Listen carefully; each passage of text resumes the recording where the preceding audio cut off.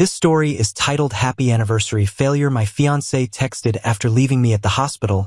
I sold her engagement ring and emptied our wedding fund. Now her perfect life has shattered. Hey everyone, before we jump into today's video, I need your help. We've noticed the channel is losing some traction, and subscribing is one of the best ways you can support us. It's quick, it's free, and it helps us keep bringing you awesome content. Your support means the world. Let's keep this channel growing together. Thanks so much. Now let's start the video. Alright, so I, 28 male, need to give you guys some background before I get into the crazy underscore that went down. I've been with my fiancée, I'll call her Vicky, 27 female, for almost 4 years now. We met at some startup thing where I was trying to network for my coding job, and she was pitching her app idea to anyone who'd listen. She was hot, ambitious, and for whatever reason, she zeroed in on me that night. We exchanged numbers, went on a few dates, and things just clicked. She was always pushing me to be better, to get promotions, network more, all that career advancement stuff. I was making good money as a developer, and she had big dreams but not much cash flow. Fast forward to last year, I proposed with this ridiculous custom ring that cost me $27,000. Yeah, I know I'm an idiot, but she had specifically pointed out exactly what she wanted. A princess-cut diamond with these special side stones that matched her birthstone. I was so whipped, I just went with it. The first couple of years were actually pretty great. She motivated me to ask for raises I probably wouldn't have had the balls to go for, and I helped her startup get off the ground by investing about $45,000 of my savings. We were a power couple, at least according to her Instagram. But the last 6 months before all this underscore went down, man, things started getting weird. First, it was small things. If I wanted a quiet night after work, she'd sigh and say, "We're supposed to be a power couple, Jack, not some boring suburban couple who sits around watching Netflix." Then it turned into backhanded compliments. You could do so much more if you just pushed yourself harder. Somewhere along the line, her admiration turned into critique. My ambition was never enough, my job was too stable, my networking wasn't aggressive enough. It was like I was holding her back from some grand destiny. And the weirdest part? She made me feel like I should be grateful that she was still sticking around despite my so-called complacency. Like I'd come home exhausted after pulling a 12-hour day debugging some nightmare code, and instead of being understanding, she'd make these little jabs about my lack of drive or whatever. Meanwhile, I'm busting my ass at my day job and helping with her business on weekends. She also started hanging out more with her friends, Dana and Lexi. These two always gave me weird vibes. They'd barely acknowledge me when they came over, and they were always dragging Vicky out to networking events that somehow involved coming home at 2 a.m. Around that same time, I started getting these killer headaches. Not normal ones. The kind that regular Tylenol wouldn't even touch. I figured it was just stress from work, plus planning this huge wedding Vicky wanted. She'd been adding more expensive to the plans every single week. Then one day, I actually blacked out during a meeting at work. Just straight up face planted onto the conference table.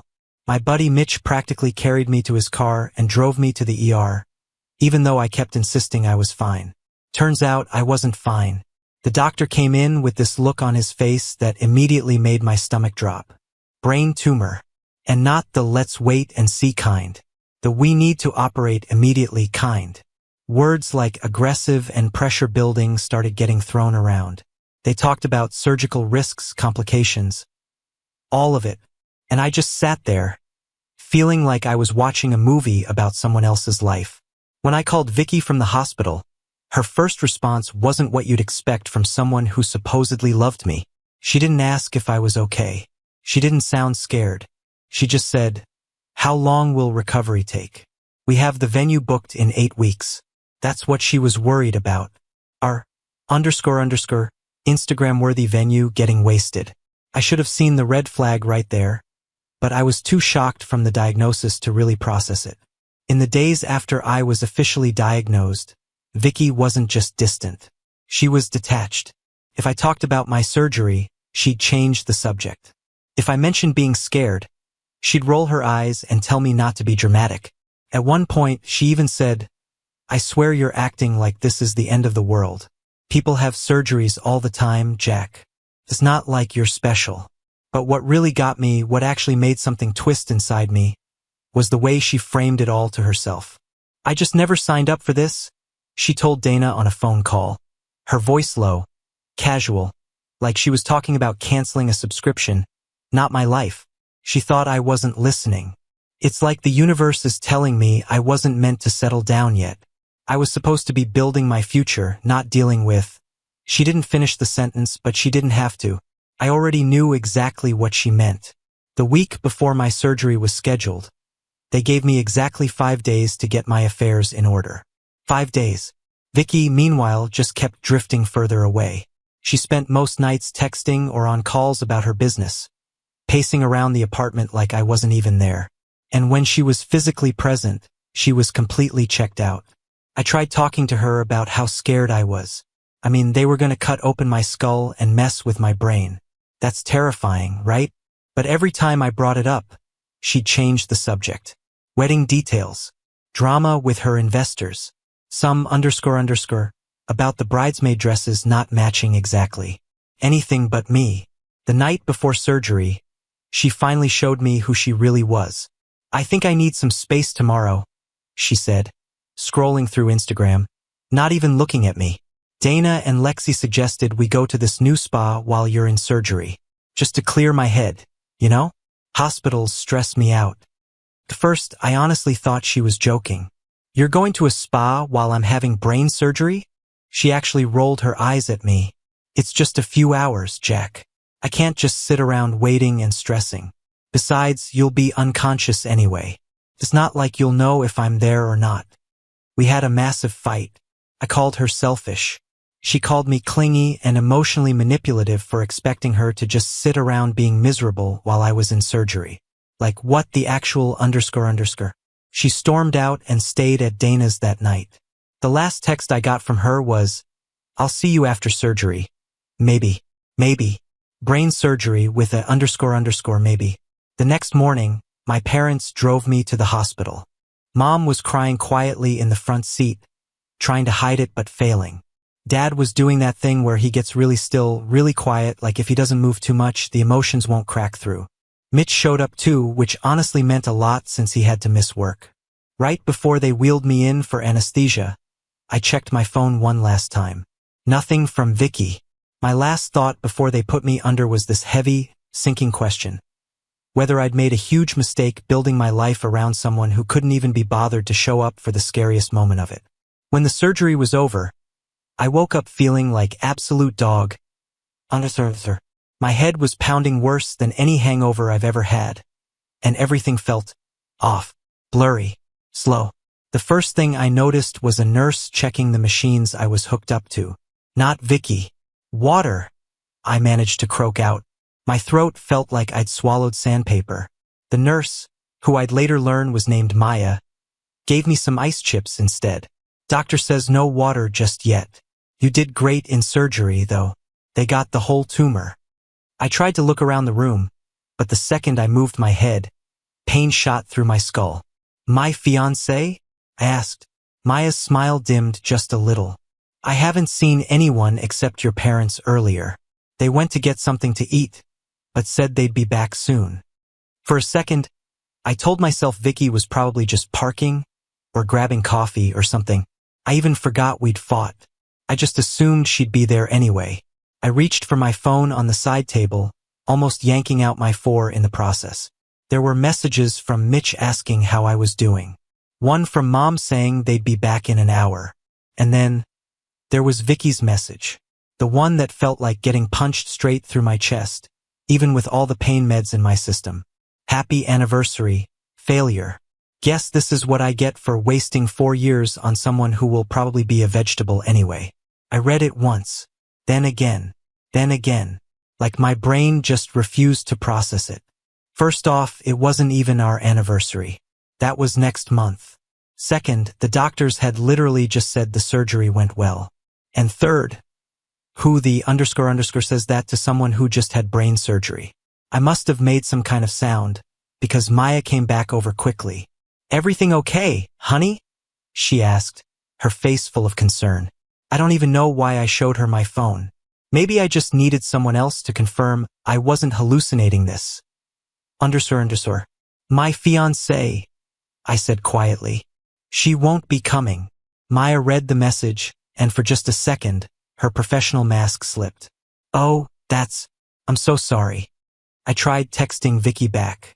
I'm out of surgery. Doctor says they got the whole tumor. In case you give a underscore. Then I just stared at the screen, because suddenly, everything looked different.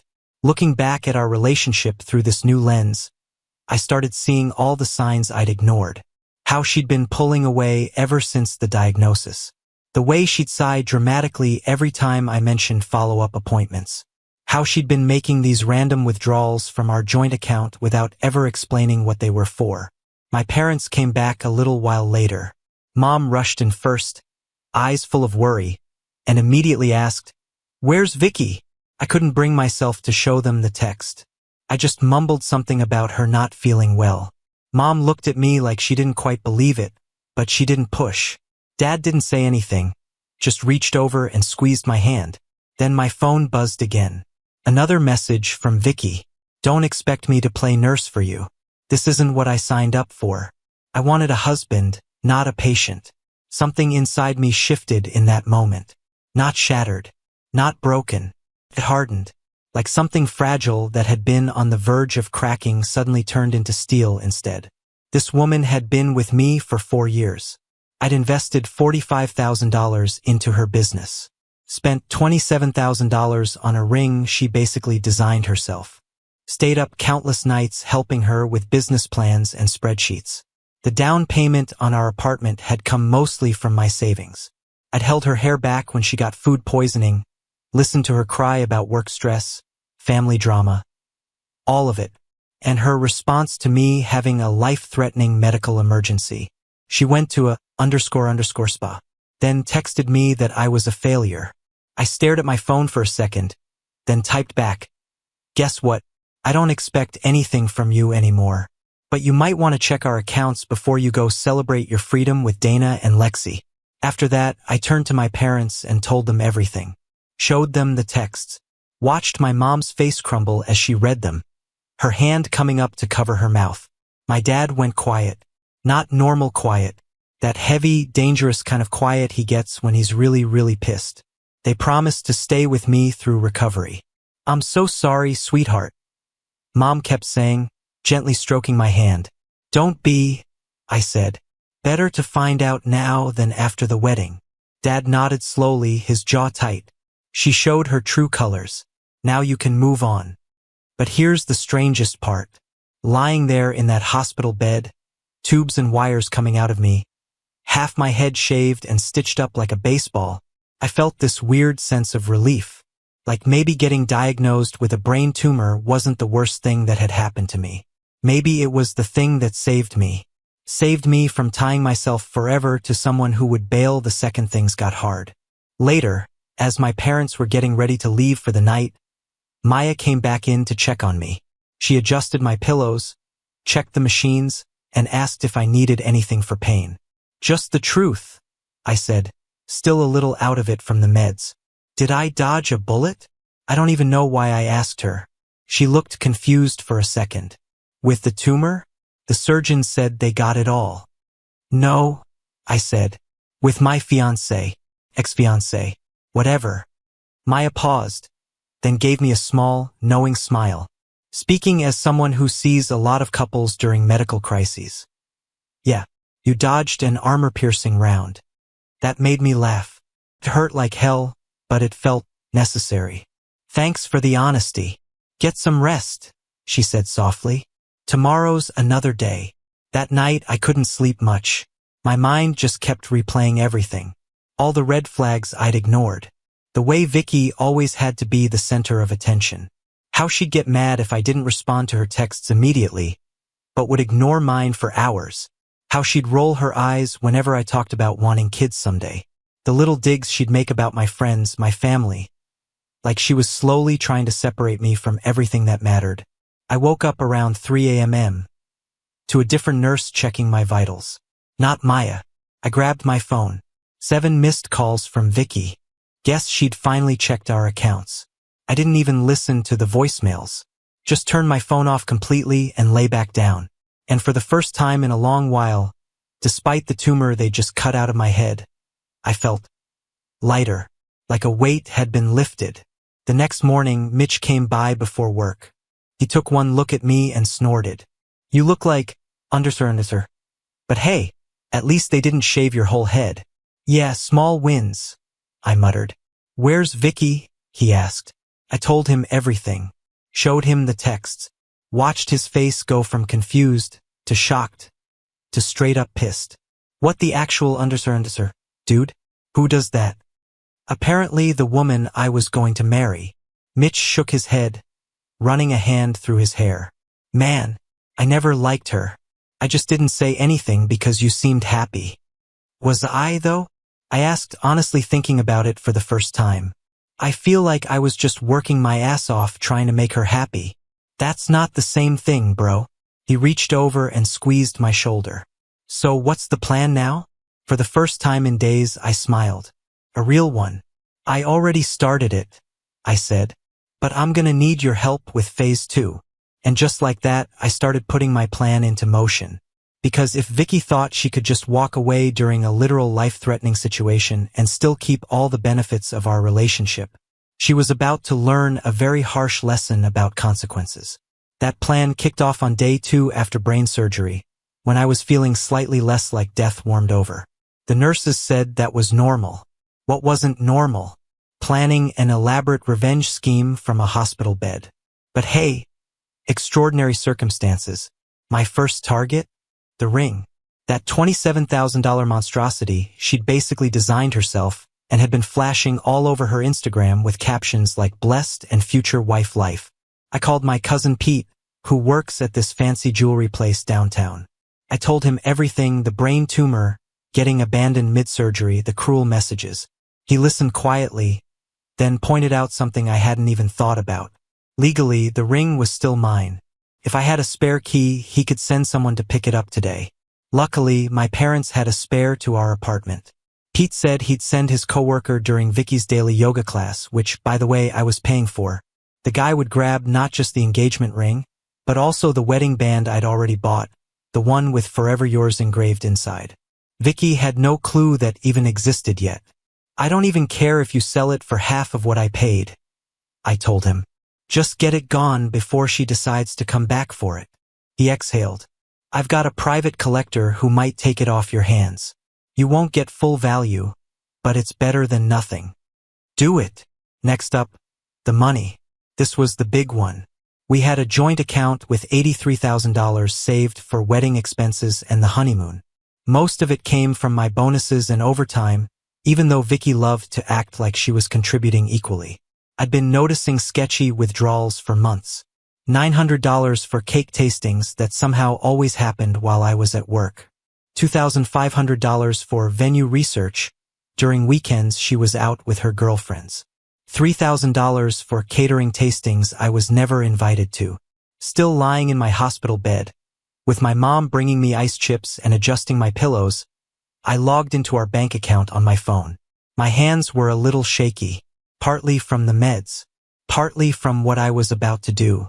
"You sure about this, honey?" Mom asked quietly, watching me tap through the app. I didn't hesitate. Never been more sure of anything. And then I transferred every cent into my personal account. The one Vicky didn't have access to. The bank actually called to confirm it was me making such a large transfer. When I explained I was in the hospital after brain surgery and needed to secure my finances, the woman didn't ask another question. But I wasn't done. I went through everything, every shared account, one by one. Canceled the venue deposit. They owed us a 50% refund. Canceled the photographer. Lost the deposit, but honestly, whatever. Canceled our honeymoon reservations to Bali. Full refund since it was more than 60 days out. Removed myself from her phone plan. Changed all my passwords. Every single one. Canceled her as an authorized user on my credit card. With each cancellation, each confirmation email, I felt lighter, like I was cutting away dead weight piece by piece.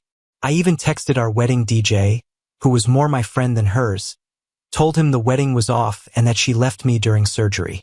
He responded instantly, called it messed up, and told me to keep the deposit as a gift. Said to reach out if I needed anything. Meanwhile, Mitch kept checking in through texts. He was handling phase 2 of the plan, securing the apartment.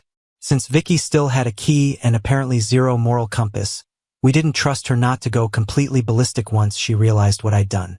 He was installing a simple security camera system that would send alerts straight to my phone if there was motion when no one was supposed to be home. I knew the __ storm was coming. And right on cue, about 8 hours after my little digital rampage, my phone started blowing up. Vicky, what did you do, Vicky? Why can't I access our wedding fund, Vicky? The venue called me saying you canceled, Vicky. Answer your phone, Jack, Vicky. You can't do this to me. Then came the threats. My dad will sue you for that money. You're making a huge mistake. This is legally my money too. I swear to God, Jack, you'll regret this. I stared at the screen for a moment, then typed back one message. Happy anniversary to you too, failure. After that, I turned my phone off and asked the nurse for another pain pill. The one who came in was Maya, the same nurse who'd been there when I got Vicky's first awful text. She glanced at me as she checked my phone. You look different. Still in pain, I said, letting out a slow breath, but almost like you're smiling through it. I gave a small shrug. Just took out some trash from my life. She raised an eyebrow, clearly curious, but didn't push. Well, whatever it is, your blood pressure is better than it was this morning. Turns out cutting toxic people out is good for your health, I said, only half joking. Maya laughed softly. I should put that on a poster for the nurse's station. There was something about her laugh that hit different. It actually made me feel better than the pain meds. It was real. Not like Vicky's calculated, perfectly timed social laugh she'd use at parties or networking events. Later that evening, Pete texted me. The guy he sent had successfully retrieved both rings. No sign of Vicky at the apartment, but some of her clothes were gone, so she'd clearly been back at some point. My parents came back during evening visiting hours, bringing real food from outside because hospital food is basically punishment on a tray. We were sitting there eating when my phone started ringing again. Vicky's parents this time. Want me to answer it? Dad asked, and there was this dangerous glint in his eye. My dad's usually the calmest guy ever, but mess with his kids and he turns into someone you really don't want to deal with. Nah, I said, shaking my head. Let them leave a voicemail. I'm sure it'll be entertaining. And yeah, it was. Vicky's dad left a message full of legal threats. Talking about marital assets even though we weren't married. Talking about breach of contract when there was no contract. Just a lot of noise. My dad listened to it, then actually laughed. Let them try, he said. The money came from your account originally. The ring is legally yours until marriage. They don't have a leg to stand on.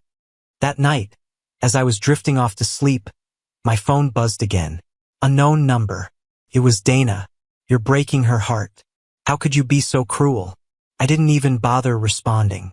They'd all seen Vicky's perfectly filtered Instagram posts about our engagement and wedding plans, but none of them were there when I actually needed support. They could all go to hell together. By day 4 post-surgery, I was finally allowed to take short walks around the hospital floor. Maya was there for my first attempt, standing close like she was ready to catch me if I tipped over. Go slow, she warned as I swung my legs over the side of the bed. Most people get dizzy their first time up. She wasn't wrong. The second I stood, the room tilted, and I had to grab onto her arm to steady myself. Whoa there. I got you, she said, her grip surprisingly strong for someone her size.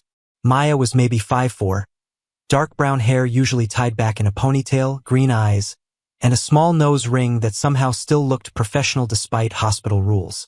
Sorry? I muttered, embarrassed at how weak I felt. Nothing to be sorry for, she said easily. You literally had your skull opened a few days ago. I'd be worried if you weren't wobbly. We did a slow lap around the nurse's station.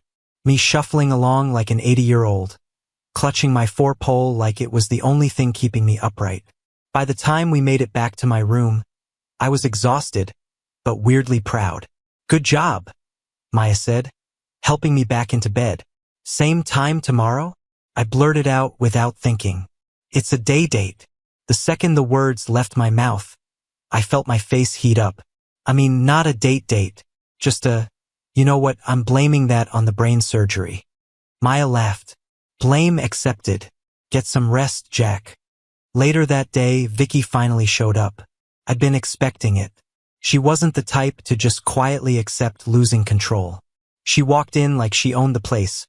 Oversized sunglasses, flowers in hand that still had the hospital gift shop price tag on them. "Oh my God, baby, you look awful," were her first words. "Brain surgery will do that," I said flatly.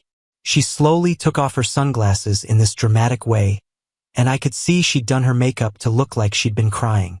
Smudged mascara and all. "Look, I know you're upset, and I handled things badly. I panicked, okay? Seeing you so sick, it scared me." I just stared at her. Was she seriously trying to flip this? "So your solution was to go to a spa during my surgery," I said quietly, "and then text me that I'd be a vegetable?" "I didn't mean that," she snapped, her voice pitching higher the way it always did when she was lying. "I was just lashing out because I was scared. And what's this about canceling our wedding? And the money, Jack? That's our money." "No," I said, not even raising my voice. "It's my money. Money I earned while you were busy spending it on girls' trips disguised as wedding planning." Her expression shifted instantly. The fake vulnerability dropped like a mask. "You'll regret this," she said coldly. "Daddy's already talking to his lawyer friends." "Good luck with that," I replied. "Now get out. We need to talk about this like adults." "Get out," I shouted, instantly wincing as pain shot through my skull. The door opened right then, and Maya stepped in, clearly having heard everything. "Everything okay in here, sir?" she asked, her tone calm but firm. "Your heart rate is elevated. I think you need to rest now." Her eyes shifted to Vicky, sharp and direct. Vicky looked between us, her eyes narrowing. "Really? The nurse?" That didn't take long. "Ma'am, I'm going to have to ask you to leave," Maya said, her voice still professional, but there was no room for argument. "This isn't over, Jack," Vicky hissed, grabbing her designer purse. Then she looked at Maya with pure venom. "And you? Enjoy my leftovers." She stormed out. Maya waited a second, then stepped closer, checking my vitals, her movements calm and steady like none of that chaos had just happened. She checked my vitals, her hands gentle but still clinical. "You okay?" "Sorry about that," I mumbled, embarrassed by Vicky's behavior, and especially that leftovers comment. Maya just gave a small shrug. "Trust me, I've seen worse family drama in this job." She adjusted my pillows with easy care. "Your vitals are actually better than they were this morning, despite all that. Sometimes removing stress is the best medicine." I looked at her then, really looked at her, not just as a nurse but as a woman. Kind eyes. Someone who had stepped in for me when I needed it most. "Thanks, Maya." Over the next few days, she became the one bright spot in my recovery. She wasn't always officially assigned to me, but she'd still stop by whenever she could, sometimes just for a few minutes during her break. I learned she had a rescue dog named Pancake, that she was working on her master's in nursing education, that she'd moved to the city 3 years ago after breaking up with her college boyfriend who, in her words, was more attached to his Xbox than to me. Meanwhile, Vicky escalated things. The texts turned into calls. Then her dad started calling, Mr. Hotshot Attorney, throwing around legal threats about stolen wedding funds. My dad handled it, calm, steady, but firm. He explained that all the money originally came from my account and there was no legal contract saying otherwise. "They're bluffing," Dad told me after one particularly heated call. "If they had a real case, they'd have filed something by now instead of just making threats." A week after surgery, the neurosurgeon cleared me to go home. I'd still need regular checkups and some physical therapy for the balance issues, but I was finally getting out of there. On discharge day, as Maya helped me gather my things, I realized something weird. I didn't want to leave, which made no sense. Who actually wants to stay in a hospital? So, I said, trying to sound casual. I guess this is it for the hospital stay. Yes, she said, handing me my prescriptions. But you'll be back for follow-ups. Will you be here for the follow-ups? She smiled and told me her schedule when she'd usually be around. Good to know, I said, suddenly very focused on organizing the pill bottles in my bag. There was this awkward pause, neither of us really making eye contact. Then she spoke. Listen, this is probably super unprofessional and you can say no, but would it be okay if I checked in on you? Just to see how you're doing with recovery? My heart did this weird flip that definitely had nothing to do with surgery. You mean like a home visit? She shook her head quickly. No, not officially, just as a friend. She tucked a strand of hair behind her ear, looking unsure for the first time since I'd met her. If you want, no pressure. We exchanged numbers. As she typed hers into my phone, I noticed she was blushing just a little. Then my dad walked in with the wheelchair. Hospital policy. And just like that, the moment broke. As Maya pushed me toward the elevator, she leaned in slightly and whispered, "For what it's worth, you're way too good for that ex of yours. And I'm glad the tumor brought you to our floor. Even though I wish you never had to go through any of this." I turned toward her, caught off guard by how honest that was. Me too, I said quietly. Both parts. The elevator doors opened, cutting the moment short. She handed me off to another nurse for the final discharge process, giving me a small wave as the doors slid shut between us. On the drive home, Dad kept giving me these knowing looks. What? I finally asked. Nothing, he said, smiling to himself. Just thinking. Maybe some good things can come out of bad situations. I rolled my eyes, but I couldn't stop the small smile forming. For the first time since all of this started, I was actually looking forward to what came next. Getting home felt strange. My apartment was familiar, but at the same time it didn't feel like mine anymore. Some of Vicky's stuff was gone, but a lot of it was still there, like she was trying to keep one foot in the door. My parents wanted me to stay with them, but I needed my own space. Mitch stayed over the first few nights, crashing on my couch to make sure I didn't fall over and crack my skull open again. Security cameras are all set up, he told me, showing me the app on my phone. Motion alerts go to both of us. The first few days were rough, mostly sleeping, feeling sick from the meds, fighting off constant headaches. Then on day 3, Maya texted, just checking in. We started talking regularly after that. At first it was light, hospital stories, updates on my recovery, but slowly it got deeper. She told me how her parents' divorce pushed her toward a career where she could help people. I opened up about my own upbringing. 2 weeks after I got home, she asked if she could stop by. Panicked. Tried to clean up the apartment, make it look less like a recovery ward, which was completely pointless. She showed up with soup and a couple of movies, smiling like it was the most normal thing in the world. Thought you could use real food, she joked as she stepped inside. She teased me about my Netflix burnout, and we ended up sitting together, the tension between us obvious. Halfway through the movie, I asked her, almost out of nowhere, if nurses were allowed to date ex-patients. She said yes, then hesitated. Was this dating? I told her I hoped so. She smiled, tucking her hair behind her ear. And when we finally leaned in, that first careful kiss felt more real than anything I'd had with Vicky in years.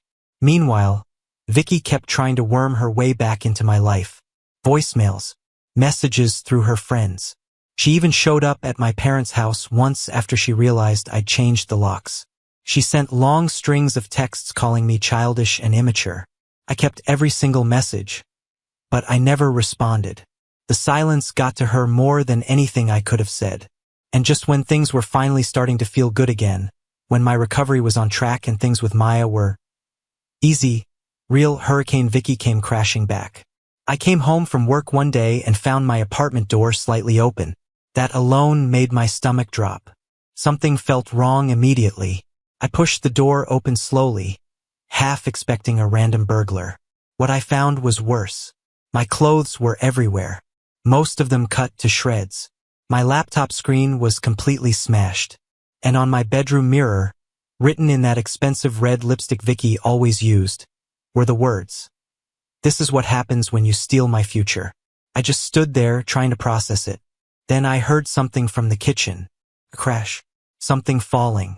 I grabbed a broken lampstand, the closest thing I had to a weapon, and moved toward the sound. That's when I saw them. Vicky and Dana. They were going through my kitchen drawers like maniacs, pulling everything out, so focused they hadn't even noticed I was home. "Looking for something?" I asked. My voice sounded weirdly calm, even to me. They both spun around. Vicky looked completely gone. Eyes wild. Makeup smeared. Dana just looked scared. "Where is it?" Vicky demanded, slurring her words. "Where's what?" "My sanity," I said dryly. "You took that a while ago." "My grandmother's sapphire," she snapped. "I know you took it out of the ring before you sold it." I almost laughed. "The ring you designed yourself? The one that never had your grandmother's anything in it? That ring?" Her face twisted. "You ruined everything. We were supposed to get married. Have the perfect life. You left me during brain surgery," I said quietly. "You called me a failure while I was lying in a hospital bed. And now you break into my home and destroy my stuff. Are you insane?" Dana grabbed her arm. "We should go. Now." But Vicky was way past listening. She swung her designer purse at me like a weapon. I stepped aside, and she stumbled, slamming into the counter. "I'm calling the cops," I said, pulling out my phone. "Do it," she screamed. "I'll tell them you hit me. Who do you think they'll believe?" That's when I remembered the cameras Mitch had installed. Thank God for paranoid best friends. "I think they'll believe the security footage," I said, pointing toward the small camera in the corner. Both of their faces went pale. I dialed 911, reported a break-in. They tried to run, but my neighbor Todd, a retired cop, had already heard the noise and stepped into the hallway, blocking them until the police arrived about 15 minutes later. The officers took one look at my destroyed apartment, checked the footage, and that was it. Both of them were arrested. Breaking and entering, vandalism, attempted assault in Vicky's case. As they were being led out in handcuffs, Vicky kept screaming that I'd ruined her life. I just stood there thinking, no, you did that all by yourself. The aftermath was a mess. Insurance claims, police statements, replacing half my stuff. But the worst part wasn't any of that. It was realizing someone I once loved could turn into this. The legal process moved fast after that. With the footage, Vicky couldn't deny anything. Her parents tried to make it all go away with money, but even they had limits. In the end, she took a plea deal. Lesser charges to avoid jail, but still got hit with fines, probation, a restraining order, and mandatory counseling. And then came the final twist. Her startup investors pulled out after the arrest made local news. Rising tech entrepreneur arrested in ex-fiancée revenge plot. Turns out, investors don't like backing someone with zero impulse control and a fresh criminal record. Through mutual friends, I heard her parents had to bail her out financially, using money they'd saved for her sister's college fund. She moved back in with them. Everything she'd built, gone. Meanwhile, things with Maya kept getting stronger. She saw me at my worst, not just physically after surgery, but emotionally drained, dealing with all of Vicky's chaos. And she stayed. "I keep waiting for the other shoe to drop," I admitted one night, about a month after the break-in.